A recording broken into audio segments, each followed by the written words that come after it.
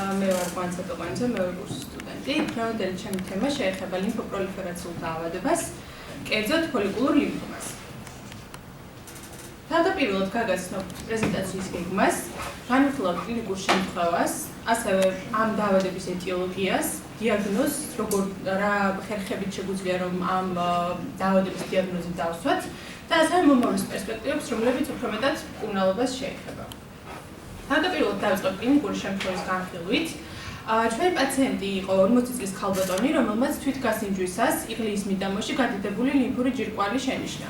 გადაწყვიტა, რომ ცოტა ხნის განმავლობაში მას დაკვირვებოდა, მაგრამ რამოდენიმე კვირაში მან ადენოპათია კისრის მიდამოში შენიშნა, ამიტომაც გადაწყვიტა, რომ მიემართა ექიმისთვის.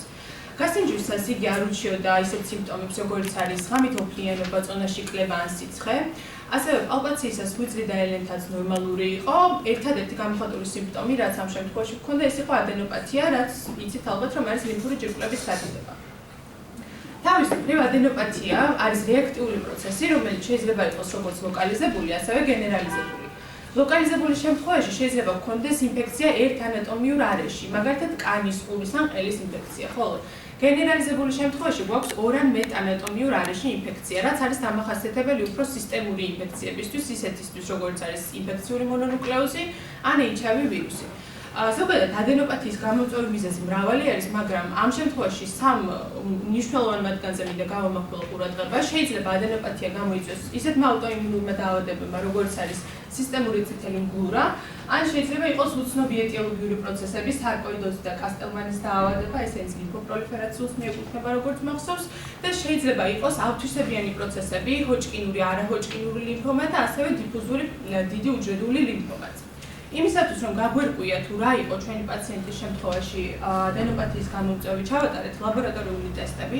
თავდაპირველად ავიღეთ სისხლის საერთო ანალიზი, ასევე გავაკეთეთ ტესტი HIV ვირუსისთვის, ინფექციური მონონუკლეოზისთვის, ეპშტაინ-ბარის ვირუსისთვის, PPD ტესტი ტუბერკულოზისთვის, მაგრამ ყველაფერი იყო ნეგატიური, ამიტომაც გადავწყვეტეთ, რომ პაციენტისთვის დაგვენიშნა 6-თვიანი მკურნალობა ფართოსპექტრის ანტიბიოტიკებით.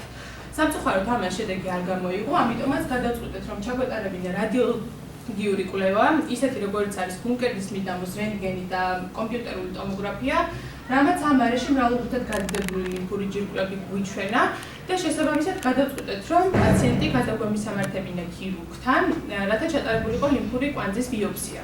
ზოგადად ბიოპსიის შედეგად ალბათ იცით ვიღებთ ჰისტოლოგიურ სურათს და ფოლიკულური ლიმფომა ის დაავადება არის, რომლის ასე ვთქვათ ჰისტოლოგიურ მონაცემებზე შეგვიძლია რომ დიაგნოზი დავსვათ.